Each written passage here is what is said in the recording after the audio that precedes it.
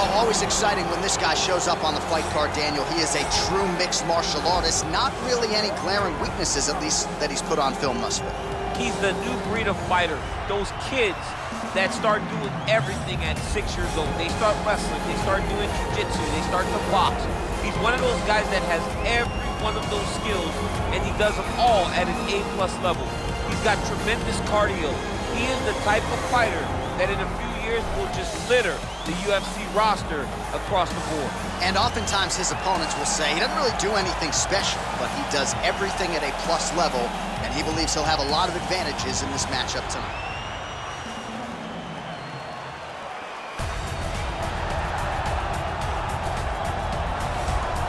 All right, so here he is, one of the better ground and pound guys we have in the sport here at present. There's just an efficiency and an accuracy to the way he approaches the ground strikes.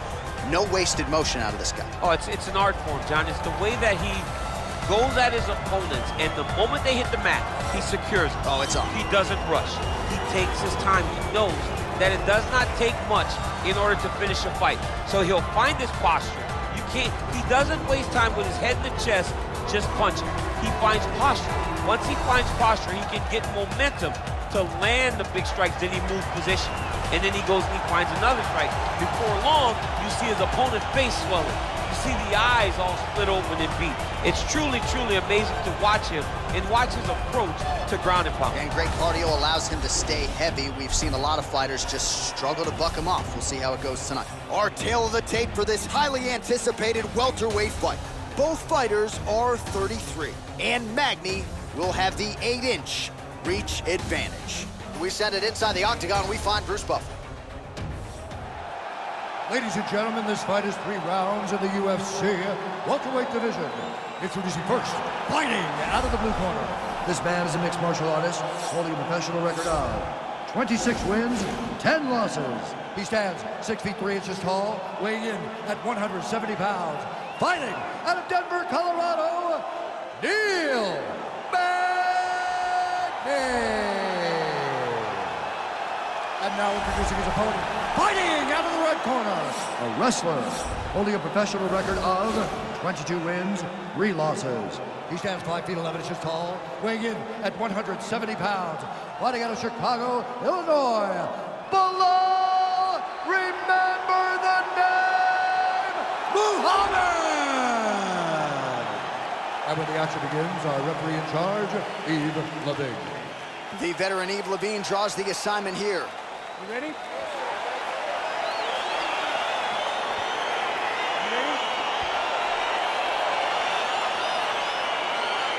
All right, so the fight is now underway. On one side, you have a fighter who does everything well, taking on a true grappler on the other side. Going to be interesting to see how long he can keep it up.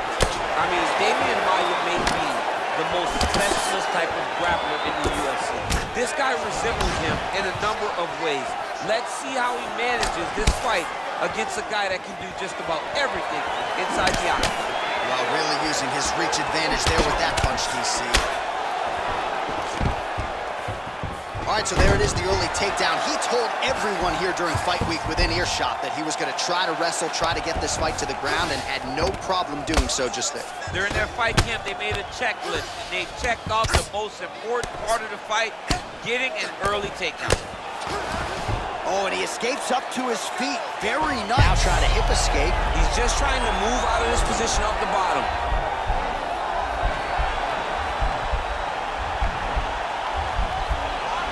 It's not the arm, it's the shoulder pressure that usually makes you tap. All right, so he postures up. Now he's okay. Now he can escape. Oh, nicely done there as he escapes back to his feet. And he connects with a punch there. We'll see if he can follow it up. He's landed that punch over and over again. What's he gonna do to follow up? It won't take many of those. So just over 20 Oh, that was a big takedown. Is this the one that's going to break him? All right, he's very comfortable fighting off his back, DC. Now looks like he's trying to hip escape. Yeah, he's trying to hip escape or maybe look for a Kimura here. Oh, he's got the ground and pound going now. Now trying to hip escape. He's just trying to move out of this position off the bottom.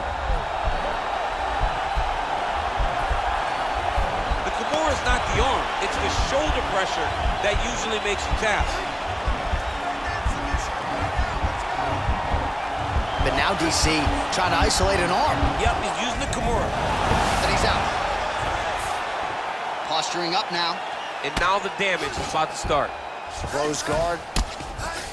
Oh, trying to pass here, but Dikembe Mutombo style, he gets denied. Blocked! Great job blocking that pass by the bottom fighter. Oh, his opponent squirming like a fish out of water now. The ground and pound is on point. This could very well be the beginning of the end. This could be the beginning of the end. We've seen some really good ground and pound fighters. This young man is as good as any we've ever seen. Lands the ground and pound strike. He's putting him in exactly the positions he needs to be in right now. He's able to relax here. And he understands, being a veteran of so many fights, that as long as he's on top, he's winning. He feels like he's winning here. Oh, and there's the horn at the end of the round. So the fighter was really caught in a submission there just as the horn sounded. Safe to say he was saved by the bell there. So back to the stools they go. 60 seconds to recover here. We're gonna fight on, ladies and gentlemen. Another round coming up.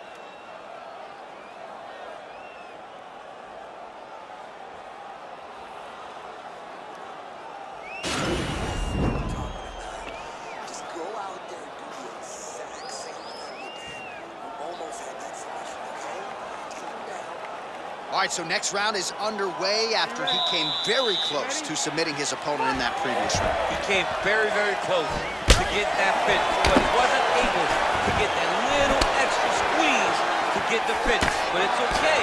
Continue to try and put yourself back in those positions to get the job done. Another punch to the head. He's really turning every part of himself into those strikes to the head. Both fighters hanging down in the pocket and both landing. Nice offering there with the knee. He talked to us a lot about that on Thursday. Felt like the knees would be there. It was certainly there on that exchange. He knew they would be available. He just knew he would have to find the right opportunity and right time to land those strikes. Well, you saw us reference it in the tail of the tape, DC. He's got the reach advantage and certainly made good use of it there in landing that jab. Again, back into this position. All right, Muay Thai clinch. A lot of elbows and knees could be coming from here. We'll see how he chooses to attack. Yeah, it's a very dangerous position, but an advantageous one for the offensive fighter.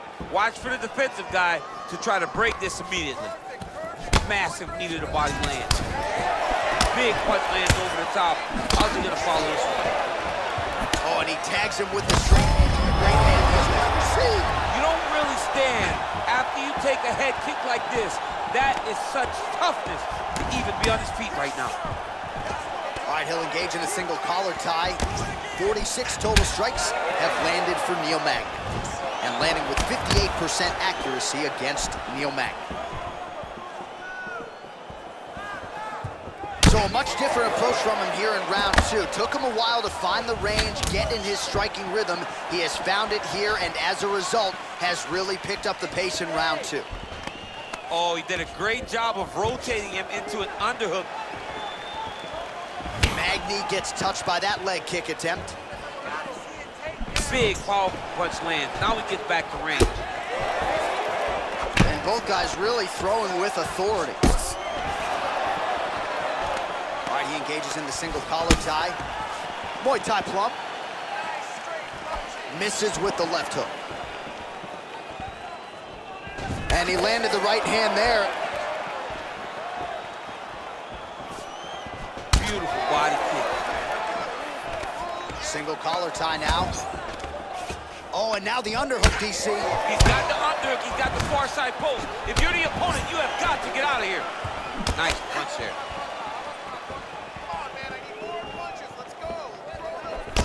Oh, Magny's lower jaw does not look good. I don't think it's broken, but starting to show some obvious signs of swelling.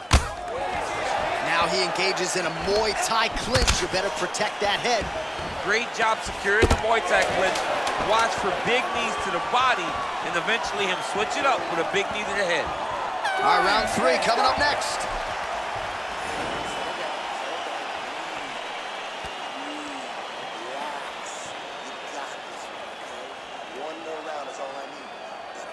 Well, what a round it was, especially from a striking standpoint. DC, take us through.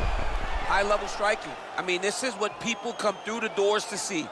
Two men stand on a quarter, chest to chest, forehead to forehead, and let it all fly. I'm surprised nobody went out, but it does excite me for the next round. Are you ready? Ready?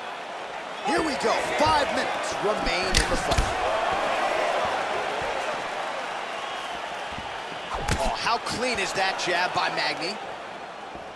Well, we wondered earlier why there weren't as many body strikes. He's making up for lost time here. Shot to the body connects, and that bears watching. That's going to hurt this opponent. Huge shot finds the target there. Great shot lands. Now he's got to go find that follow-up attempt.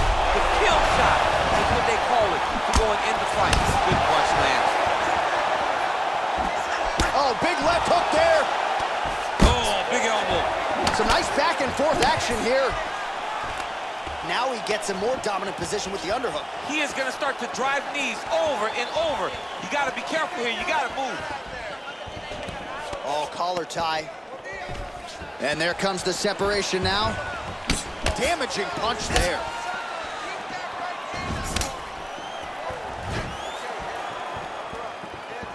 All right, so he continues to use his jab effectively here, DC. He gets that hand to the target pretty quickly. I mean, just right away, blasting the jab after jab after jab. He's a phenomenal boxer with a vast understanding of fighting behind that educated jab. He's in trouble. He's hurt bad. Beats a big knee. Double jab there by Neil Magny. Immediately gets the underhook. Magny gets the tie clinch here. Oh! 73 total strikes have now landed for Neil Magny. Well, you gotta say this fighter has picked their spots well tonight, DC, landing with 61% accuracy against Neil Magny.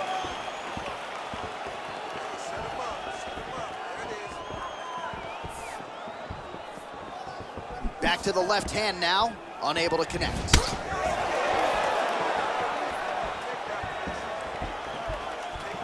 "90 seconds to go in the fight.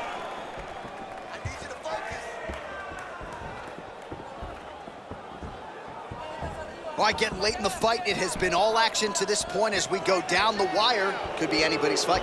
Anybody's fight. Both of these guys prepared very well for this competition, and it showed in such a tremendous fight.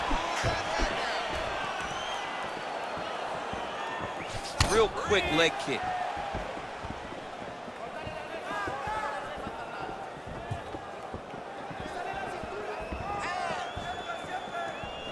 Just misses there with the left. All right, single collar tie now. And they separate. Oh, now gets an underhook to get a more dominant position.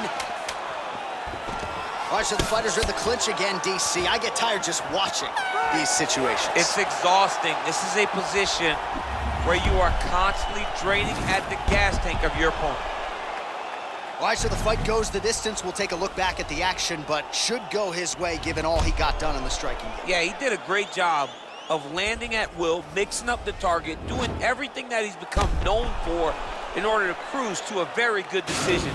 I know he didn't get the finish that he wanted so bad coming in here tonight, but he had a phenomenal performance, and he showed that he's one of the best fighters in the world.